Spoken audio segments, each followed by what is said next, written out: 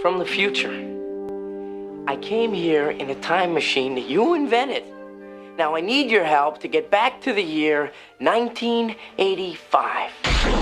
Time travel has always been fascinating because it's something that I think we all fantasize a little bit about, and that makes it really interesting. And, you know, when I started studying film, I realized that telling a time travel story in a movie lends itself to doing it probably better than in any other medium.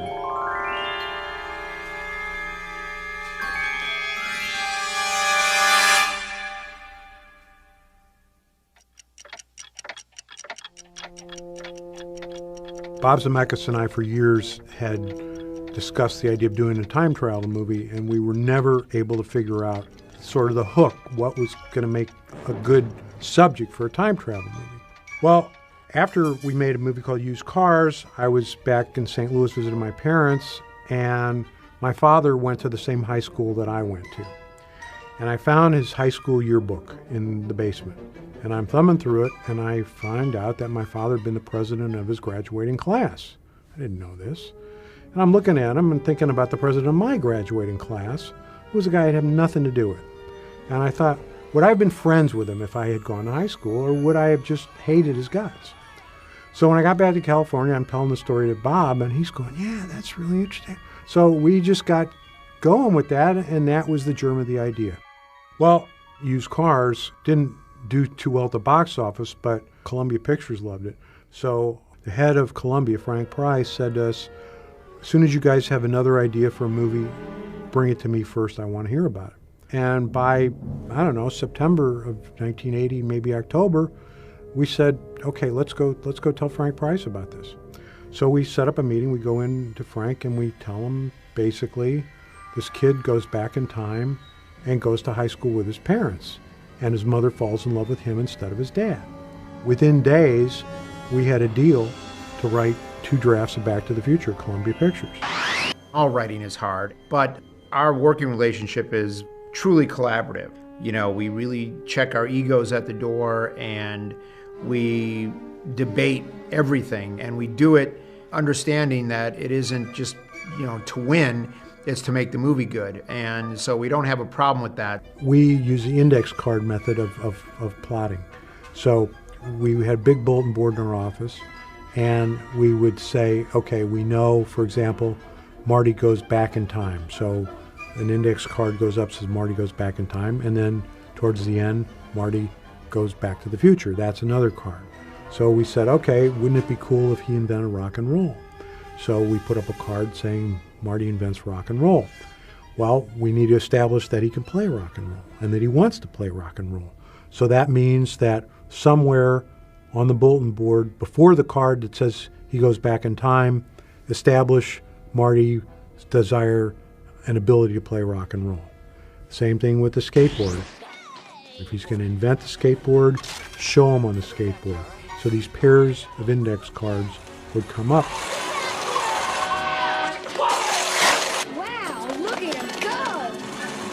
But to write a screenplay like Back to the Future, it was just an immense amount of very hard, back-breaking work. I mean, there was nothing really fun about writing the screenplay. It was really hard. We had a first draft probably in 5 months. They asked us to make changes. We spent another 6 weeks or so, had another draft in spring '81, and basically they said, well, you know what, it's a really nice, sweet story, but we're kind of looking for raunchier comedies these days. No thanks, we're going to pass on this. So we said, okay, let's go take this around. And we were getting the same exact message from everybody. This is just not for us. But among the people that we showed it to was Steven Spielberg. They brought it over to me and they said, nobody gets this. Maybe we're crazy. Will you read this and let us know what you think? And I read it, and it was a very unusual story. And yet it was based on a lot of old-fashioned principles of family, coming of age, getting your first car, all the dreams and desires you have for your own life, the dreams and desires your parents might have had but didn't succeed in realizing. And it was about the generation gap, and it was about the major disconnect between our generation and our own parents' generation. And that was all done through an amazing object lesson, which was this sort of accidental trip back into the past. He said, "Oh, this is terrific. I'd love to be on board and help you guys get this made." Bob and I were in a position where we'd done 3 pictures with Steven. I Want to Hold Your Hand and Used Cars, which Steven executive produced, and 1941, which we wrote for Steven. And none of these movies were big hits at the box office. So we were getting a little superstitious, thinking, well, if we do another movie with Steven and it bombs, we'll never get another job because we'll just be those 2 guys that only work because their pal Steven helps them set up their project. So we were totally candid with Steven and told him that this is why we didn't want to attach him to it, and he understood completely. So we're taking it to producers, we're taking it to studios, everybody's saying, take it to Disney, take it to Disney. So finally, Bob and I said, well, let's go take it to Disney. So we set up a meeting, and we go in, meet with an executive, and we sit down, and he says, "Are you guys insane? You've got this scene with the kid and his mom in the car. This is incest. We can't do this." So it was too extreme for Disney. Well, I think it was a tough sell at the time because Bob Gale and I had no success credentials. So Bob Zemeckis said, "Look, I got to direct again. I got to direct something. And I'm going to direct the next decent script that comes along." That was Romancing the Stone. And that was a very successful movie. So suddenly studio executives thought Back to the Future might be a good movie.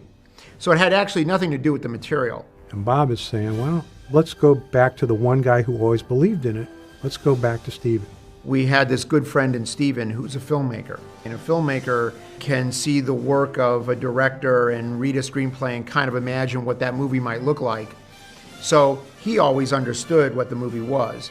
And we said, "Steven, you still interested in doing Back to the Future?" He says, "Damn right I am." And so we set it up. It was the first Amblin project that Universal set up with Steven not directing. I guess they call you Cal. No, actually, people call me Marty. Obviously, the most important character is Marty McFly, and every young actor in Hollywood wanted to play him. And we did an exhaustive search and read a lot of people and just trying to find the right person. I was shooting Teen Wolf, and we were in Pasadena and we were shooting, and I had all the stuff on my face, all the wolf drag, rubber and hair, and I'm feeling miserable, and I can't eat. And to make matters worse, just down the road there was a scouting crew there for another film, and we found out that it was for this new Spielberg-produced film called Back to the Future. Then I heard that Crispin Glover was in it, and I knew Crispin from other things, and I'd worked with him before, and I thought, man, Crispin Glover's in this Steven Spielberg movie, and I'm like Teen Wolf.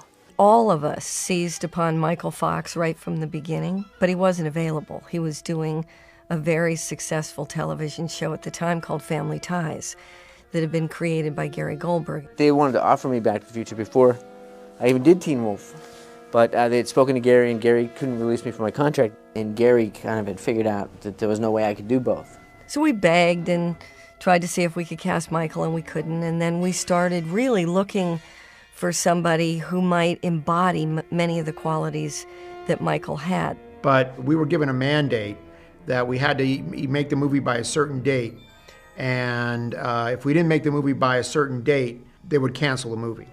So being a young and a hungry filmmaker, and maybe having a bit of an inflated ego, I thought, well, I can make this work.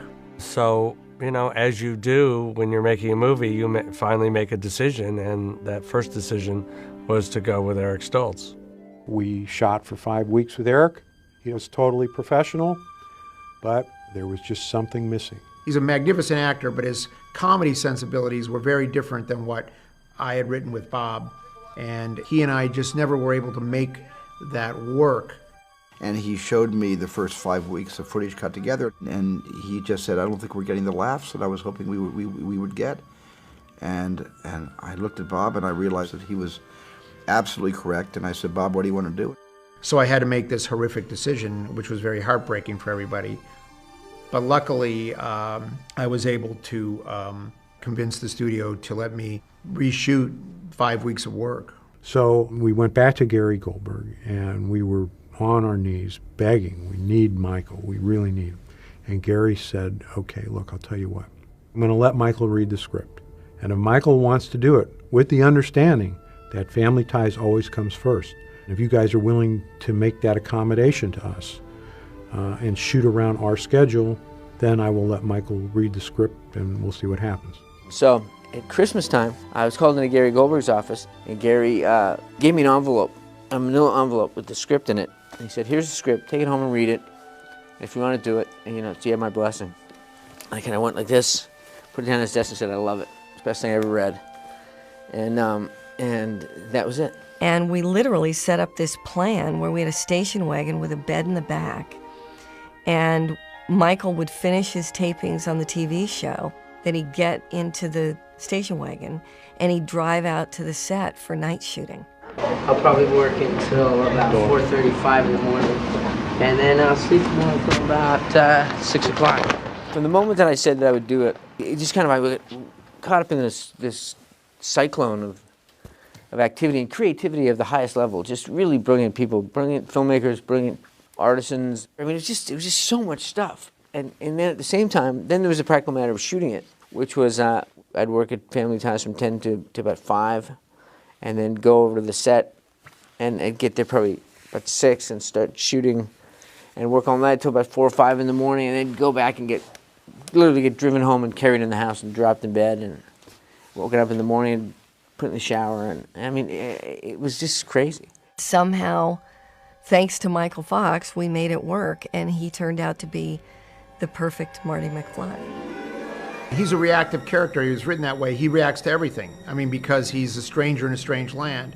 So he's basically the alien in the movie. And it takes an actor with a perfect sense of comedy timing and a really great actor, because it's been said that acting is reacting. So he was able to understand that the humor was not in the punchline, it was in the reaction. And he can sleep in my room.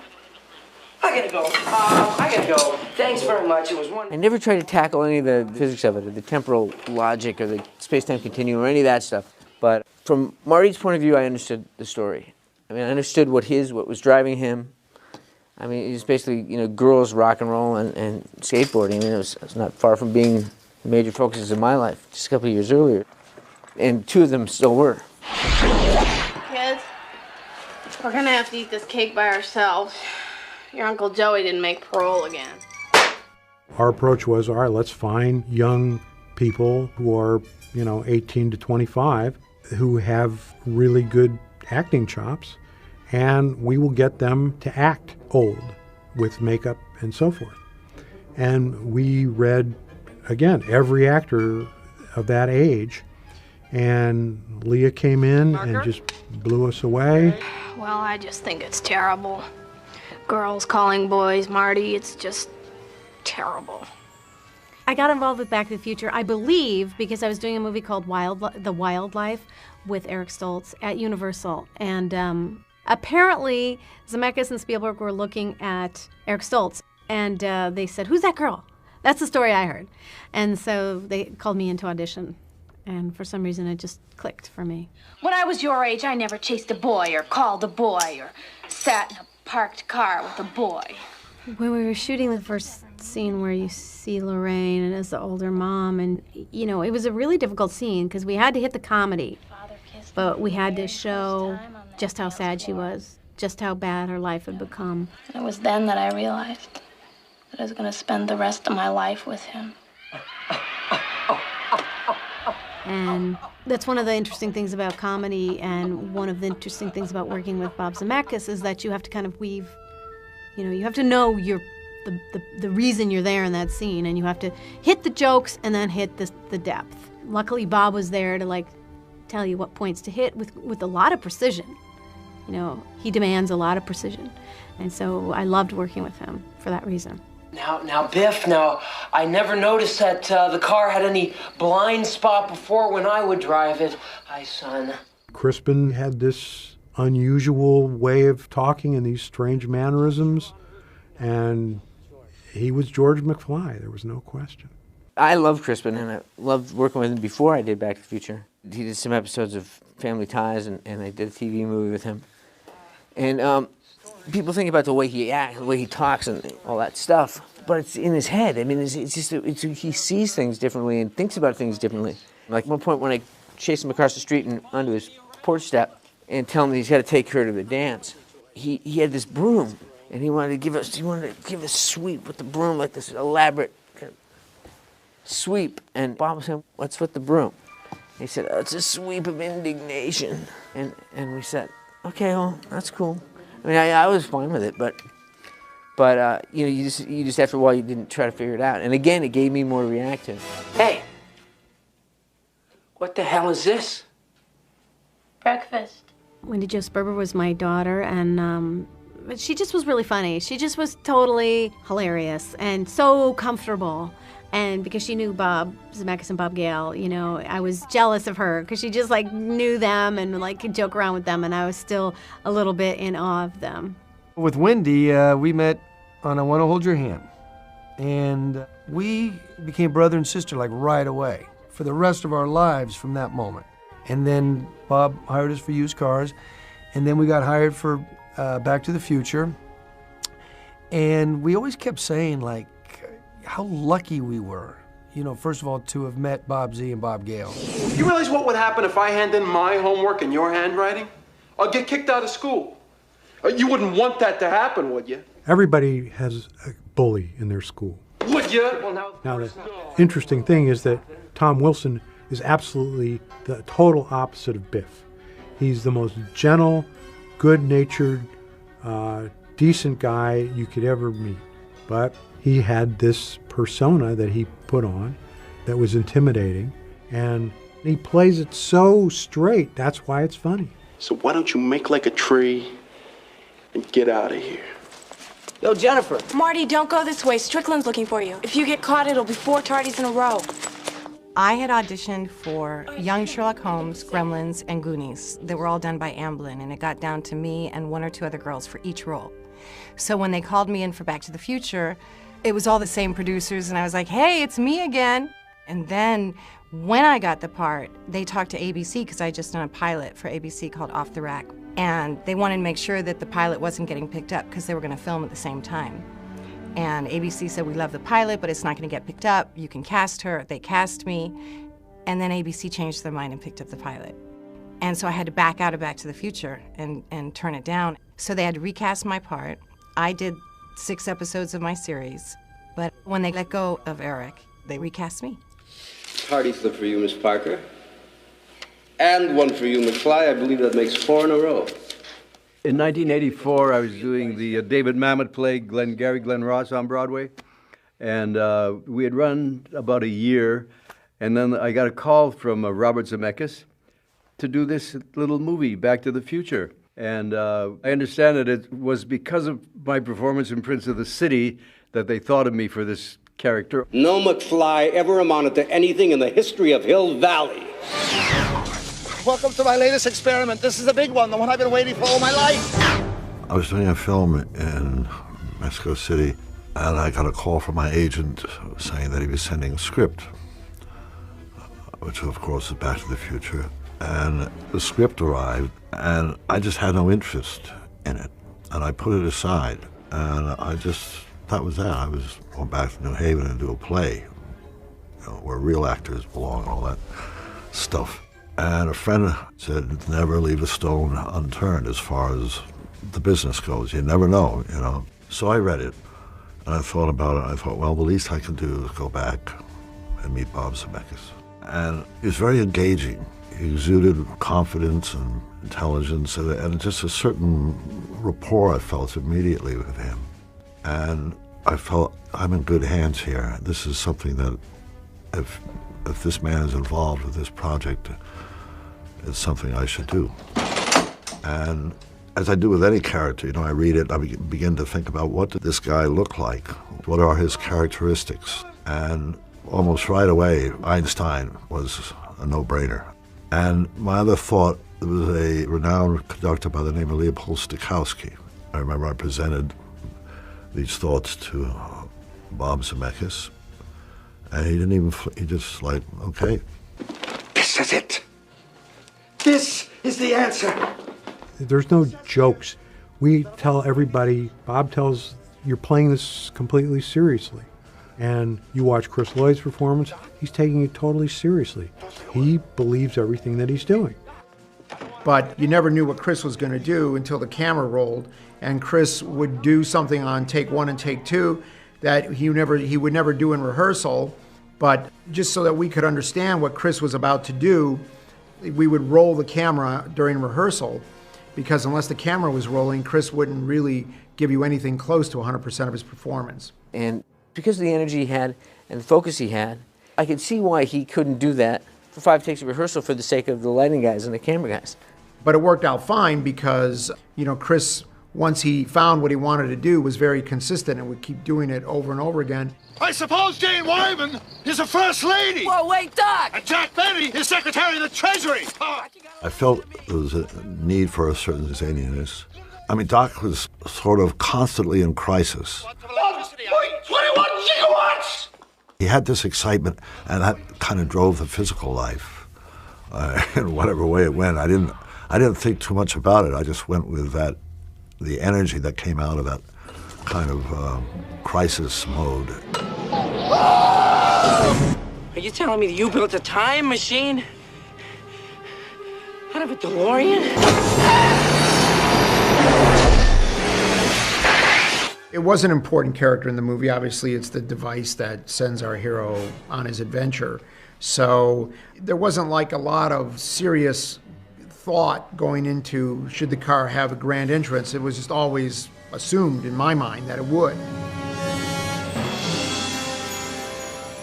One of the things that pleased me was to see the car for the first time.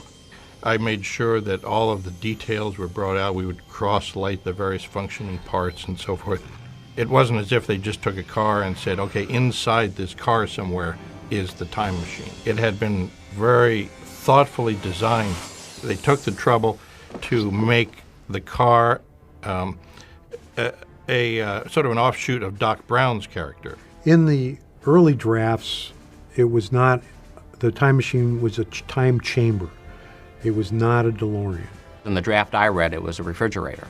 And I didn't have a problem with it, but Zemeckis and Gale weren't satisfied with it. And they were doing their old pacing back and forth. Bob was behind the typewriter, and Zemeckis was pacing and trying to figure it out, and they couldn't figure it out, and I kind of got bored and left. And Bob said, you know what, wouldn't it make more sense for this to be mobile? Next thing I knew, a week later, they gave me some revised pages. And they had turned the time machine into a DeLorean. Looks like an airplane without wings. As far as designing the car, we just wanted it to look like it was something that could actually look like a time machine, and also something that looked like it was built in someone's garage. And the third thing was it had to look kind of cool. That car's lines are very clean. It's not a sculptural form. It's a very simple, almost boxy kind of shape. And I think that it made a good kind of a canvas to put all that crazy stuff on top of. We received 3 of them in October of 1984 and brought them to my shop.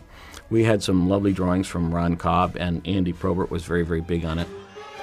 And the drawings, they weren't made with the idea that here are these specific parts we want to put in these specific places. It was about the feel of the thing. So it was like a scavenger hunt to go to surplus stores, electronics shops, all these places where you can find used things, bring the used things to a workshop, and start putting them on the car. And then our crew built it and made all the parts work and made sure everything made sense and was properly attached for all the rigors of the filmmaking that went with it.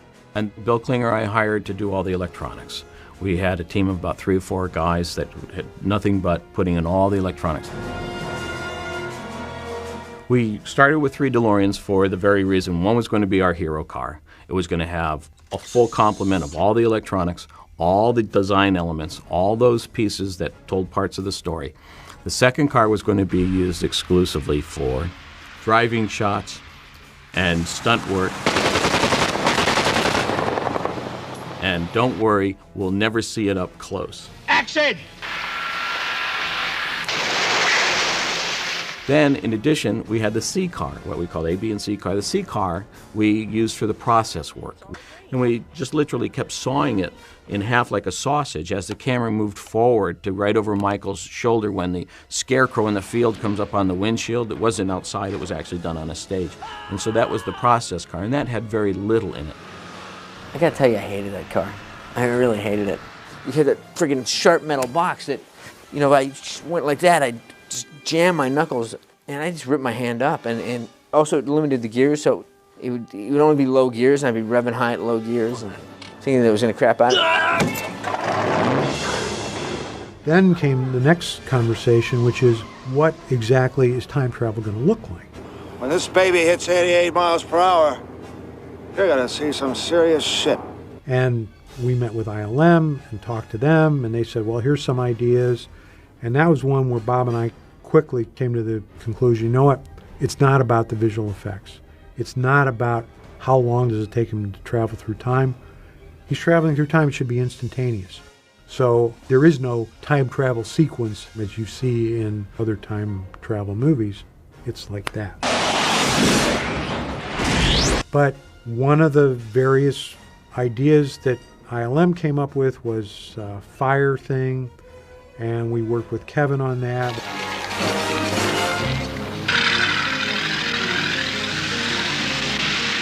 There was something interesting on a sort of a primal level about that, and it just constantly got refined and worked on, and we knew the idea that we had this neon on there, the neon ought to glow and do something, and ILM came up with some image where bolts were shooting out, and it was sort of like opening up a hole in the space-time continuum, and the DeLorean was going to go through that.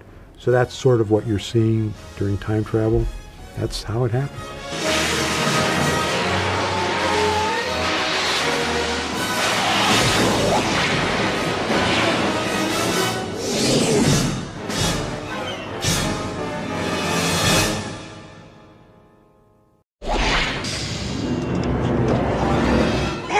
Universal said, okay, we want to do the sequels. You've got to come back with me. Will you guys do a sequel? Where? Back to the future.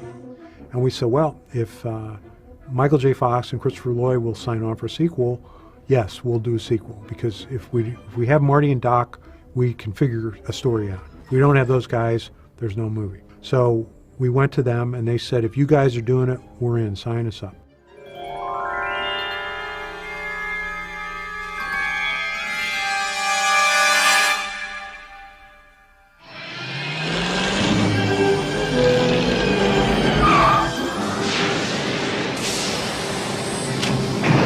Flying DeLorean?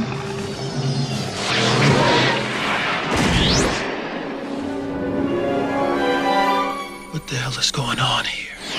Once we saw the response to the movie, it was kind of a foregone conclusion that was going to happen. That made sense to me. I mean, I got that. At the time, and now it's just so normal for people to lay out franchises, and before they even see the light of day, they know they got a franchise. And I remember having conversations with Bob about what it would be about. And so, you know, it's something I look forward to. So we said, let's see who from the first movie will come back and do the sequel.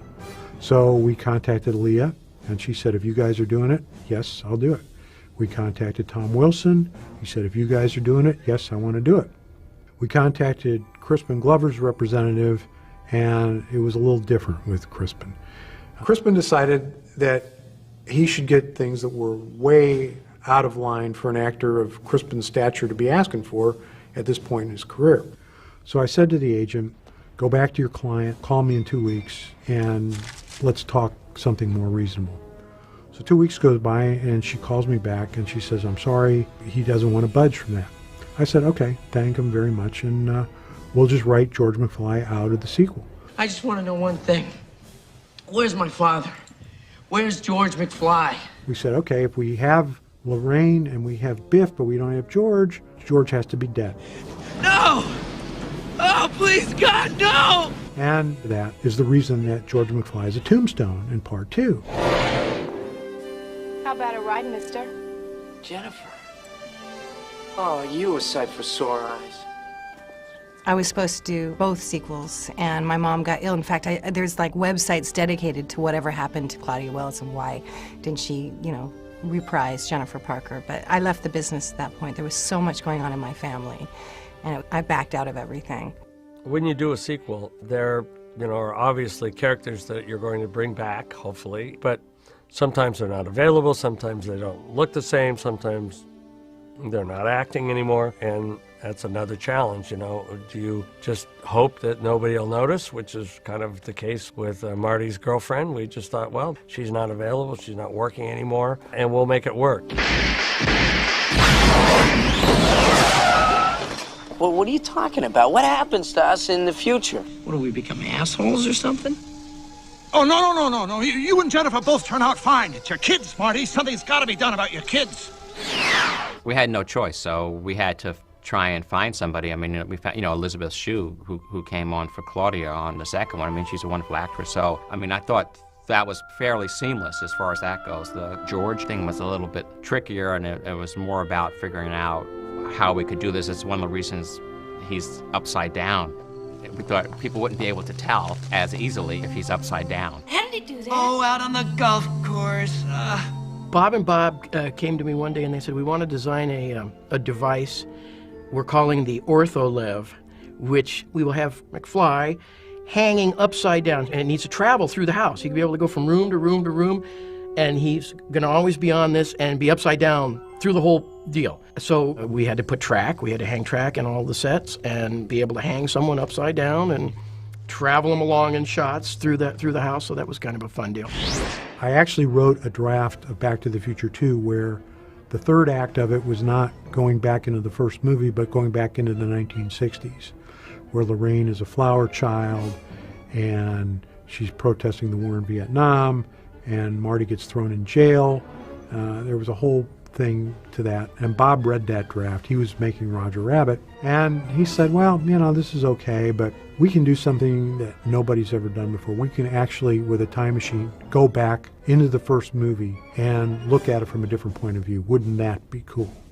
I said, yeah, that would be cool. And then Bob said, it would be really great is if we went into the Old West after that.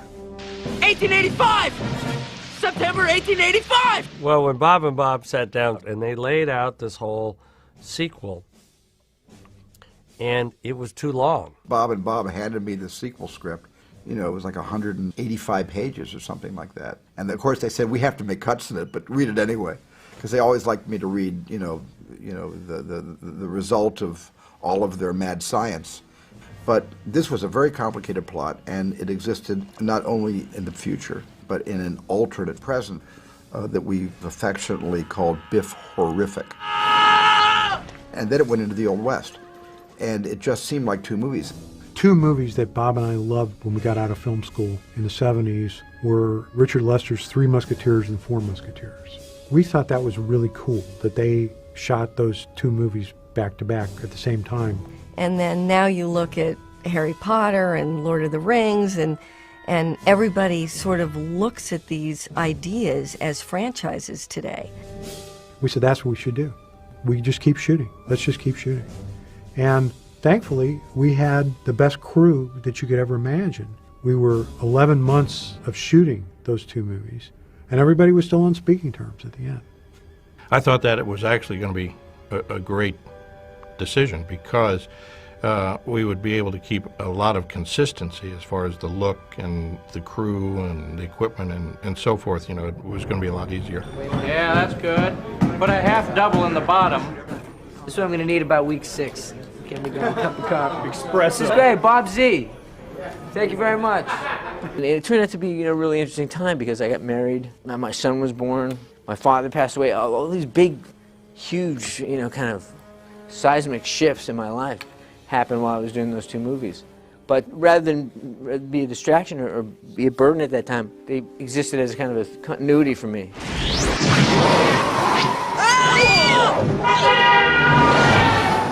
I don't know how to tell you this, but you're in a time machine.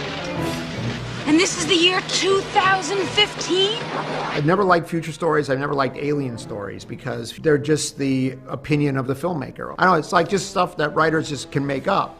So it really isn't in my opinion, very interesting for me to watch So the future stuff of the Back to the Future sequel was the least interesting thing for me to do in the entire making of the 3 movies. Well, you're the Doc. Here's our exit. We did certain amounts of homework where we said, okay, this makes sense as to where it's going to be and where it's going to go. A lot of stuff we knew we were going to get wrong. But it turns out that our future predictions, we were about 50% right. So we got 50% right and we got 50% wrong. It's not bad. We knew really that we weren't going to have flying cars, but my God, we had to have those. The flying DeLorean was an all fiberglass shell with retractable wheels, and so that was completely fabricated in my shop and from molds and fiberglass. Right on the tick. The second, and as it turned out, third movie, they were a lot of fun to work on. Like creating that whole future world, just in terms of sets and props and effects, they were enormously bigger and more expensive movies than the first one. And I think there were maybe 27 people in the art department for number 2 and 3. And we were all thinking about crazy things for the future. I had some specific assignments, like Doc Brown is supposed to have an amphibious flying van.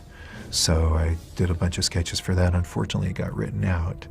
And I nursed an idea that John Bell had for this beautiful flying Citroen taxi through to completion. I made working drawings and bid it out, and then worked with the shop to get it done. I was a resource available for anyone who wanted some crazy thing designed and drawn. He'll be right over here, and then just as he's turning around from that, we'll have this hologram of Jaws come out and try to bite him. It made me feel like I wasn't given a movie assignment, but I was given an experience to actually go on those journeys to those places. And because there was something already that was very strong about Hill Valley as presented in the first movie, I could build upon that as a production designer, and then with all the input that Bob and Bob could give me, to actually feel free to project myself into the future. The future. In the era of Blade Runner and Brazil and all of that, to project ourselves from the 80s to a place where there was a balance with nature and the park and the pond, and then all these sort of free-form architectural styles that I could bring to bear into the square, I found that I was able to kind of see it as an optimistic look forward into a world that I hoped would be. In Back to the Future 2 on the square, both Bob and Bob paid tribute to all kinds of things, both in their personal past and to filmmakers, giving a nod to filmmakers. In one such case, they had this hologram for Jaws in 3D, coming out of the movie theater. Shark still looks fake. On another one, if you look on the scoreboard, because Bob's from Chicago, there's a huge proclamation up there that says, "Cubs win World Series." Against Miami? Yeah, it's something, huh? Who would have thought? 100 to 1 shot. I remember when I saw the film, one of the things I said was, well, you know that poster in the alley that says Surf Vietnam? That's never going to happen. And now here we are, and I was wrong. I mean, these guys are almost prescient, some of the things that they came up with. This thing doesn't fit. I'm adjusting fit. The story was that you would get clothing and it would form-fit itself to you. So I came up with the idea that it was rubber and that it had these whole sections which would draw themselves into your body size. And the drying thing, I think, was Bob's idea, that it would sort of be one-stop, do-everything item of clothing. Your jacket is now dry. The thing that was great about working with Joanna Johnson, the costume designer, was that we were really very new to the game, both of us. And Joanna brought so much to the table in terms of her imagination of types of materials that would be not really practical right now, but maybe they could become things in the future and worn, like the idea of the 2 ties, where we came up with shoes that buckle themselves up. Power laces, all right. The only thing that I wish had happened was Marty McFly's shoes that lace by themselves. That was the one invention that I was really hoping would happen in the next 2 or 3 years after the movie came out that hasn't happened yet. How do you play this thing? I'll show you, kid. You may spot in the Back to the Future movies Billy Zane and Elijah Wood, who are some of the background characters Sonny, we can do this the easy way or the hard way. that Bob Z has been able to put into the film with some very astute casting in his early career. Little girl, stop! Look, I need to borrow your hoverboard. I believe Bob Gale was the first one to approach me over hoverboarding, and he steered me to Cornell University, where they were experimenting with maglev technology for trains. And I called them and got someone on the phone and asked how it worked and all that. And so we started playing around to see if we could have magnets actually hold something up. We also had plenty of hidden cables and wires, Flying Michael and Michael's double Charlie, all over the place. So pretty much everywhere we went, where you see them flying and in the air, they were hanging from piano wire. There's something very familiar about all this. Yeah, well, someday I think the hoverboards, will certainly be a reality someday.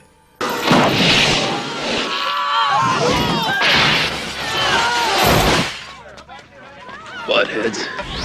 No, I'm sorry, I missed that whole thing. Doing part 2 was really flying by the seat of our pants, and one of the things being the sequence where I played 1985 Marty, I played my son, I played myself older. What the hell is this? I played my daughter. Mom? Mom, is that you?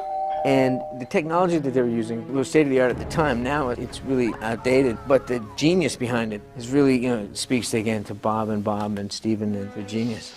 Starting on Back to the Future 1, Bob Zemeckis formed a relationship with Ken Ralston, who's really one of the premier wizards in visual effects. But when we came to Back to the Future 2, by then Bob was kind of breaking the walls down and decided to really blow it out. While we were working in London on Roger Rabbit, I said to Ken, so here's what we're going to need to do on Back to the Future 2.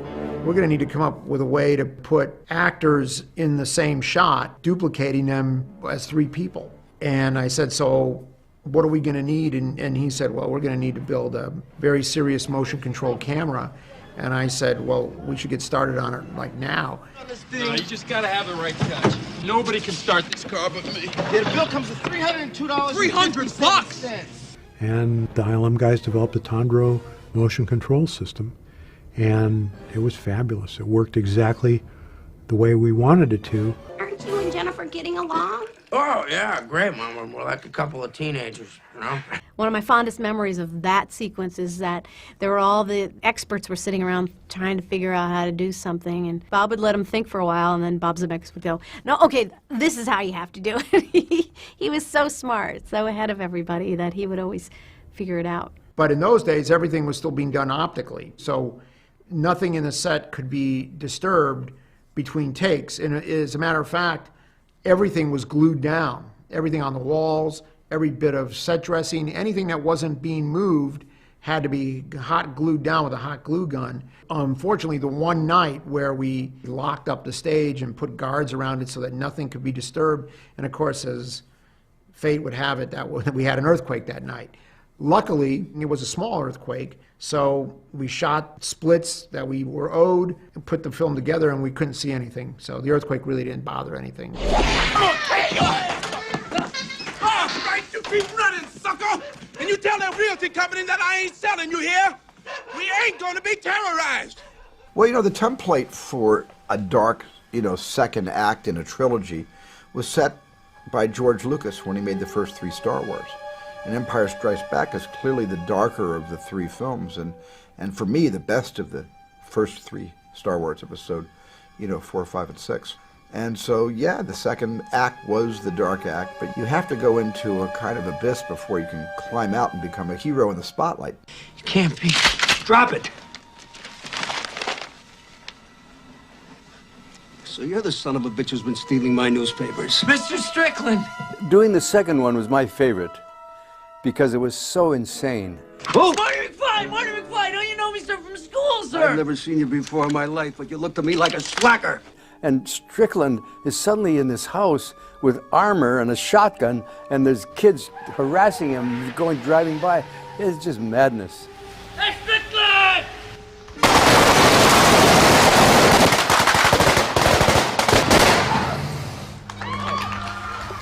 And cut. So on action, you're both looking out there. You, Jim, are gonna just dive in the house. On action, will I turn this way, do you think? Yeah, At that time, I was filming Back to the Future at night and Dick Tracy during the day, simultaneously. So it was interesting, a challenge. Action! Window! Ah!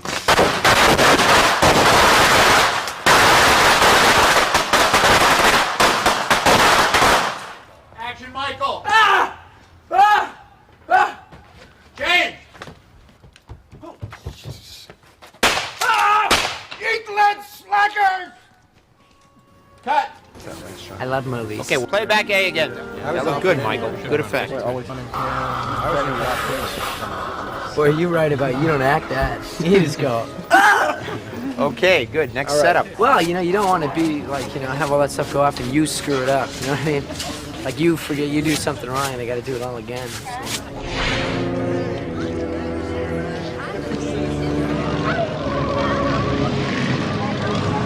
And I love the way number 2 became so dark.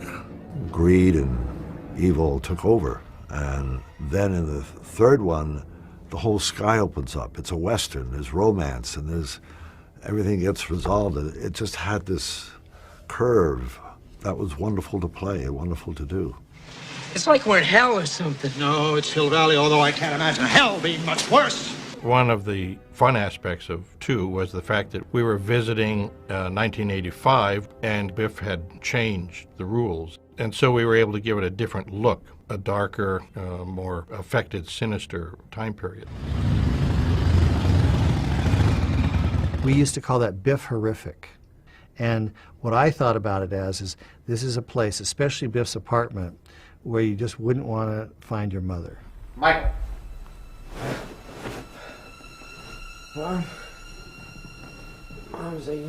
Just relax, Marty.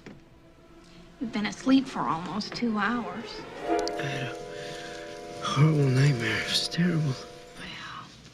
You're safe and sound now. Back on the good old 27th floor. 27th floor! Hey. Ah! Everything's gonna be fine, Marty. Are you hungry?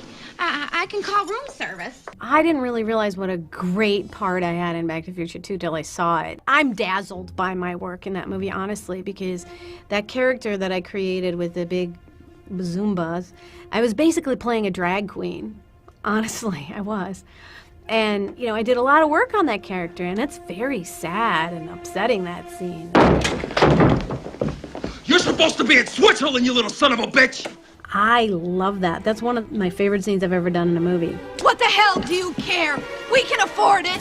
The least we can do with all that money is to make a better life for our children. Oh, Marty's your kid, not mine. And all the money in the world wouldn't do jack shit for that lazy bum. Stop it, Biff. Just stop it. The makeup was extraordinary because these days you have greater facility to do makeup and to age people and to present them in different ways in movies. And in those days, you had to tip your hat to the guys who did it in the old-fashioned way, just with subtle prosthetics to make these changes work. They're doing little touch-ups on us before we do this shot. Always with these pieces, the glue is very strong, but sometimes at these little flaps here, it'll come loose right around here. So they come up and annoy you quite a bit with this little printing and fussing. Tom was nuts. He's funnier than hell. You couldn't ask for somebody nicer to be in a tough situation with. And we spent more hours together than husband and wife. Because there were such a variety of looks on him, and we switched back and forth all the time. Magicians, makeup magicians. Thanks, you guys. It takes an hour, and it looks like a horror movie to take the makeup off. They worked hard, and it was a long process. And Tom Wilson, he made Biff so real and so powerful that I think that took him by surprise. And that's just the power of film, and it's the power of creating a character. What are you looking at, butthead? I'm just kidding, I'm a very nice person. They make me do this. If I'm not mean, the checks don't clear, and that's bad. The thing about Tom, too, is that Tom is just such a gentle giant. He's such a sweet guy. Sometimes when you work with guys and you have physical scenes, you have fight scenes or pushing scenes or whatever, it can be a little iffy because if an actor just needs to do it and be aggressive and be violent, control sometimes is wanting and you can get hurt. But so he was always really measured and really knew what he was doing and all that. But then at the same time, he had real intensity. 2 McFlys with the same gun. It's funny, just I sit here talking about it, I just had this kind of sense memory flashback to when we shot a lot of that stuff on the roof of the hotel and falling off and rising up in the DeLorean and all that stuff, like it was yesterday. Just I share that, it just came back to me. Nice shot, Doc! You're not gonna believe this! We gotta go back to 1955! I don't believe it! I think the second Back to the Future, it might be the most interesting movie I ever made. It was a once-in-a-lifetime situation that no other filmmaker has ever had before. Because here I had a situation where I was doing a sequel to a time travel movie where a character goes back and visits the original movie. So you have a chance to make the first movie again from another point of view. And it was really something that thrilled me to do it. Because in the first one I did this. Did you? You're sure? Yeah, hold on. Yeah. All right, well then, the first one in the first movie? Or the first take? Going back into a movie and looking at it from a different point of view actually presents challenges that you can't even imagine, because you have to go back and recreate a setting and revisit it, but see it from another side. You might see like a dance sequence from backstage instead of front of the stage. This must be the dance. It was strange, and it was like a time warp to go back to the same sets and the same costumes. And they actually didn't have my pink dress. They couldn't find them. They made 3 of them for the first one, and I had taken one.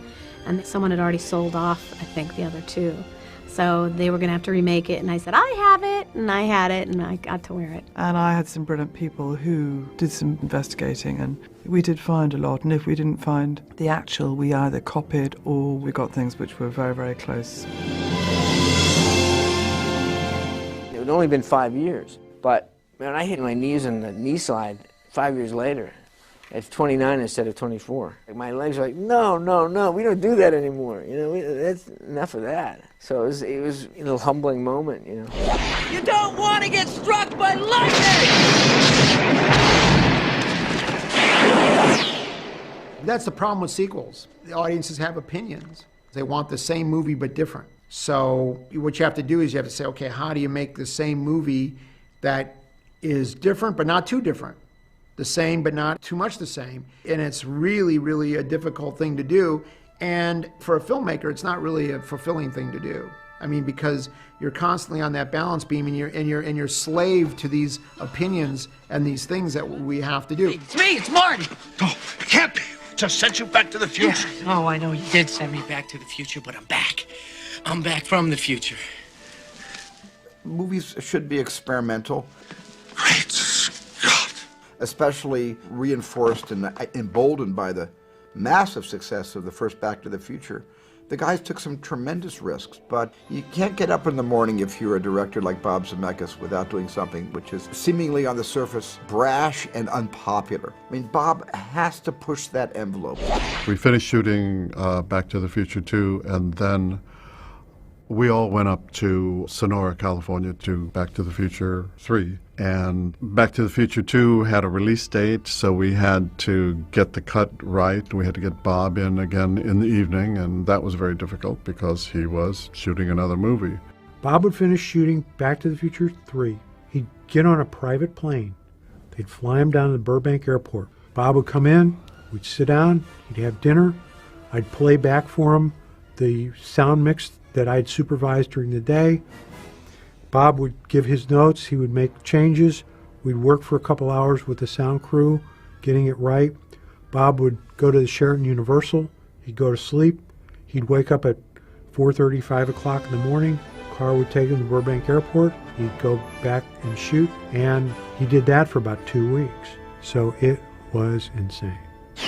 Well, I think there's, it could be dangerous to leave the audience with an unsatisfying end in the second movie. But what was great is we were shooting the third movie and we could cut a trailer to attach to the end of the second movie to say, hey, wait a minute, don't get upset. There's going to be a third movie that's going to wrap everything up.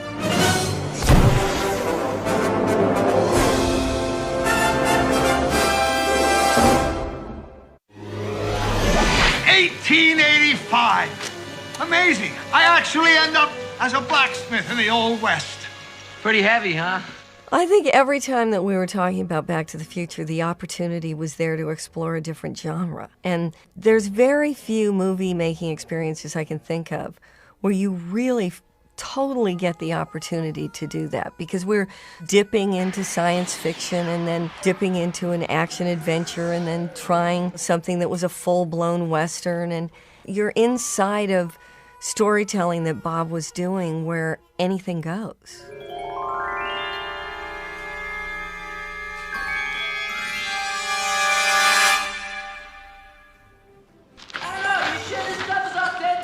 Of course! Haven't you ever seen a Western? Yeah, I have, Doc. And Clint Eastwood never wore anything like this. When I did it, I realized why so many directors enjoyed doing Westerns, because it's kind of like camping out. You know, you're there, and it was always quiet. Doing a Western is quiet. And the reason it's quiet is there's no vehicles. All the base camp is way far away, and you know, the actors are run up to the set in electric golf carts. So all you have are these horses. It's nice and quiet, it's peaceful. Yeah, it was great. I mean, I'd go fishing almost every day when I wasn't working, and just to rattle around the sets. And again, you have things you have to do, whether it's work with a quick draw expert with the guns, or whether it was take horseback riding lessons and figure out how to handle a horse next to the train and all that stuff. So there's always stuff to do, but then the moments of peace were really peaceful.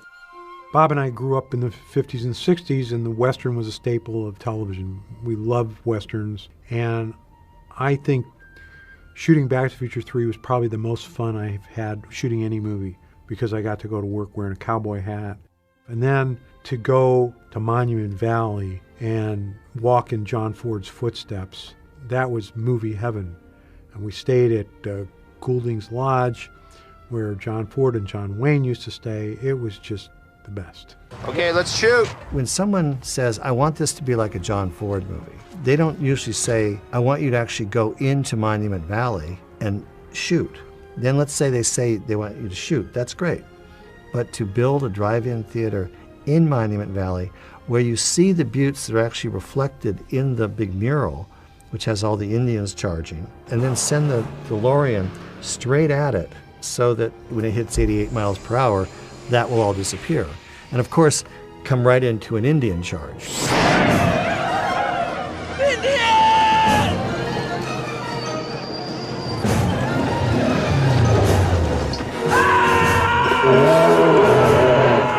Action, Michael.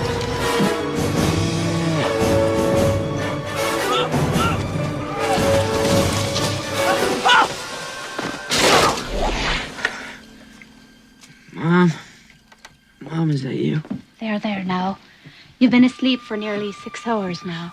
I loved doing Westerns, and I loved doing an Irish accent. It was really, really fun. That town that they built was amazing. I remember going for the first time to the set and kind of going over a hill, and it was an entire city that they had created.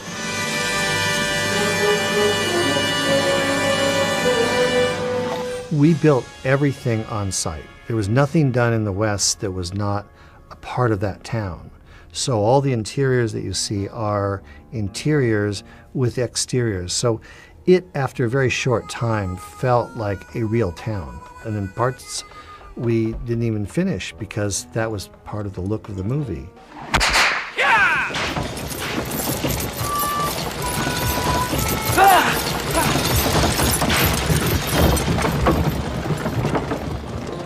I thought the Western parts of Back to the Future 3 were as good as some of the scenes in My Darling Clementine.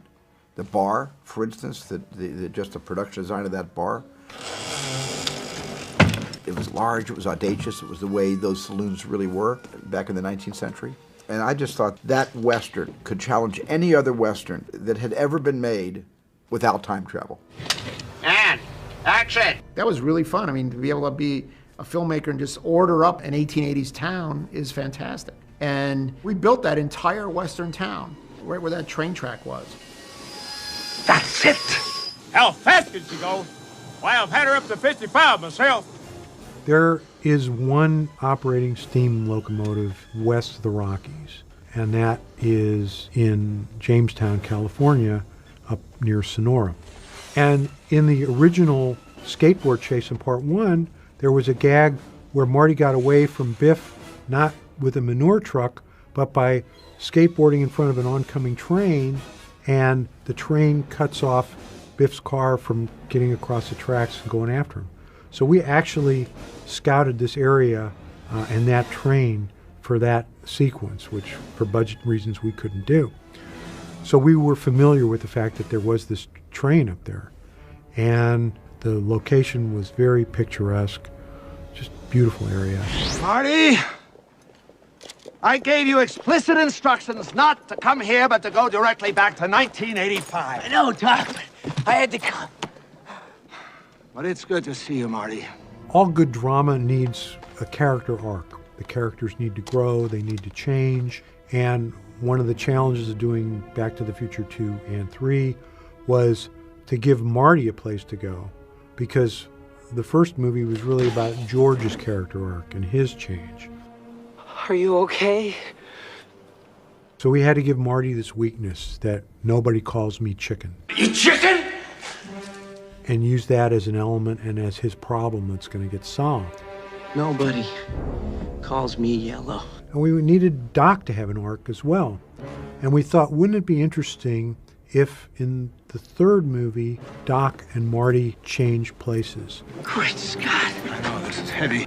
That Doc becomes the more irresponsible character because he has fallen in love and wants to stay with his true love and not give a damn about the space-time continuum.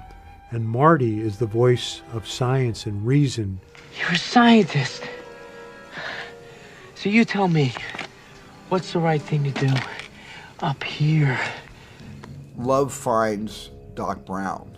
And it was great that Doc had his turn in having an emotional story. And the fact that he became just struck down like a lovesick puppy. And that was getting in the way of the plot and getting back to the present. Wherever you go, and take me with you. I can't, Clara. I wish it didn't have to be this way, but just believe me when I tell you that I'll never forget you. And that I love you. My kids had really been fans of the original film and turned me onto it. I really loved it. I loved the magic of it. And having done a time travel movie, my second film, Time After Time, was a time travel movie. So I already loved the genre. We didn't have a second choice. We didn't know who to go to if she said no. And the three of us were thinking, God, please let her say yes. Please let her say yes, because if she says no, what do we do? I remember Stephen telling me that they were very nervous that I would say no. I don't recall ever contemplating saying no, so I don't know what they were so nervous about. I was excited to work with all of them, but it's funny and I guess a little flattering that they thought they had to woo me. And Chris Lloyd had been in my first film, Going South, so I already loved Chris. It wasn't a long walk to pretend like I adored him. I loved it. First of all, I love working with Mary Steenburgen. Good evening. Evening. We worked before, and I just felt it was perfectly cast, great chemistry. And it's like Doc discovering another world. I don't think he ever thought about relationships or women, and he's thinking about space travel and all his other experiments, and it was just a shock. You've read Jules Verne. I adore Jules Verne. So do I. I loved the idea of two kind of geeks, because both of us are geeks. I'm someone who reads Jules Verne and who studies the stars and who is interested in some of the same things that he's interested in. So it's before there became such a thing in movies, kind of geek love. Well, the future. Oh, I can tell you about the future. That's the thing about Chris again. He's a classically trained actor. He's a serious guy and knows how to get to the heart of a character. And so I think you just loved having that chance with Doc to take him to that vulnerable place and to have him kind of baffled by things that he couldn't explain through science or through trial and error, that he had to take risks of the heart. An interesting part about the transition between Back to the Future 2 and 3 was for Christopher Lloyd, because up till then he was the eccentric, crazy old man. But now we have to look at him a little different in Part 3. Now we have to think of him as a love interest for a relatively young lady that was quite a bit younger than him in look. I treasured working with the great costume designer Joanna Johnston. We were both very inspired, as was Bob Zemeckis, by John Ford's movies, and we wanted to create in Clara a heroine that had some of the romance of John Ford's heroines. And it was also important that I be able to move in them, and I loved what she came up with. I wanted her to stand out and be very kind of heroic, and it was a very particular colour in that period, that extraordinary sort of vibrant violet purple, and my idea was that she would be this sort of wonderful ping of optimism and colour and vibrancy, I suppose, really. But the other thing that happened is that when she started the journey of that sequence in the dress, the sun in Sonora was so hot that the dress started fading. It started taking this sort of pinkish hue, and we had to keep on making more dresses to complete the sequence because it was awful. It literally changed colours in front of our eyes.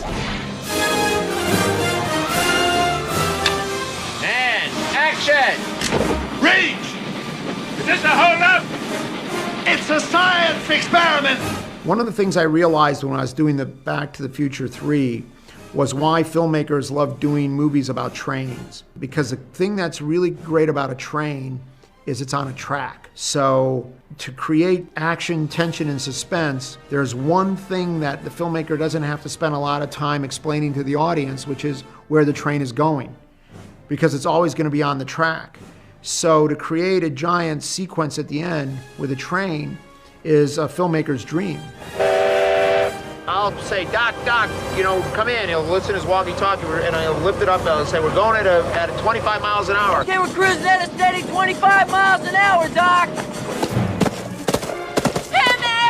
My father was a freight train conductor, so trains are very important to me. Toby, I'm going to tell you this, guy. And I love to ride. I'm actually a little better rider now than I was when we did Back to the Future 3, although that is me riding up to the back of the train and touching it.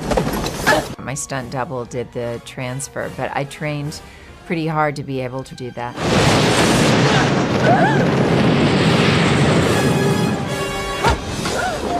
Steve Gawley at that time was at the top of his game as a model maker, and model making was an incredibly useful and necessary craft in trying to turn these fantasies into reality. And so actually shooting the miniature set of the train flying off the cliff at the end of the movie was spectacular. And I actually remember I was on one of the cameras because they ran out of operators. So what it was is we went to this hillside, Marin, close to where ILM was, and they laid a beautiful miniature track. And in fact, the train itself was pretty large scale. And I just couldn't believe that here was this beautiful train, and one shot we're going to blow the thing up. So, we sent that thing off the cliff and just prayed that no one missed the shot and that everything worked properly, which it did.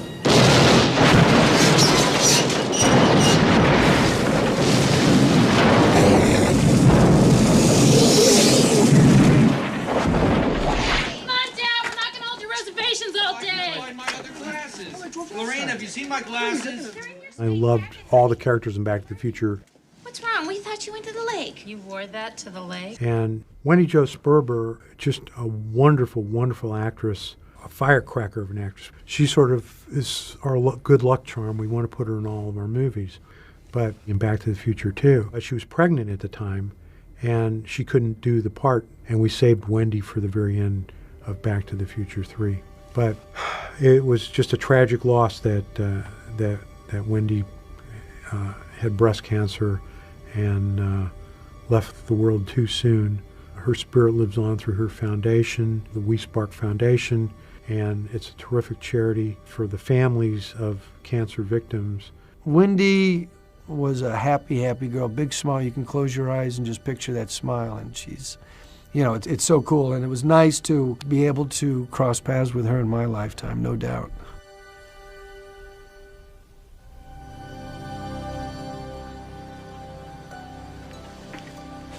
I'm sure gonna miss him, Jim. A sequence like the train taking off at the end, starts with the design. And so they designed this wonderful Jules Verne-like train, and we went and shot on this railroad crossing.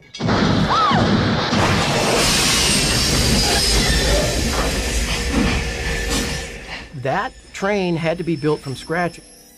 It's a shell, but all of the gizmos on it had to work. You know, the stairs, the door open. I think we had a Jeep inside of it that drove it down the tracks, and it was a huge build. It took us months to build that thing. And then, of course, when it takes off, Ken Ralston, up at ILM at that time, would have to match it. So it was a carefully designed sequence with a wonderfully designed train that started practical and ended in the world of visual effects. I think at the end, we all felt a tremendous feeling of accomplishment, and we were proud of it. It worked. Come on, buddy! The actual thrill ride of the movie was there, and that was great. But it had a deeper thing. It had these characters and these relationships and these big questions, the Greeks have been asking these questions. I mean, these are old, big questions that we have, and it had humor, and it had so much going for it beyond just the visceral thrills. Your future is whatever you make it. So make it a good one. Both of you. So I think that, it's just a great coming together of a lot of different people and a lot of different talents that was just unique, and I don't think you'd find it today. The guys had a story in their brains that was rattling around up there, and they had to get it out. And they had 2 other stories, and that's all she wrote. And that's all there will ever be of Back to the Future. Enough is enough. Actually, I believe that just basically in the numerology of it, there's tension in 3s. 3, a 3-act play. 4 is not a dramatic number. 4 is an even, calm, relaxed number. So I think 3 is the perfect amount of sequels that any movie should be done.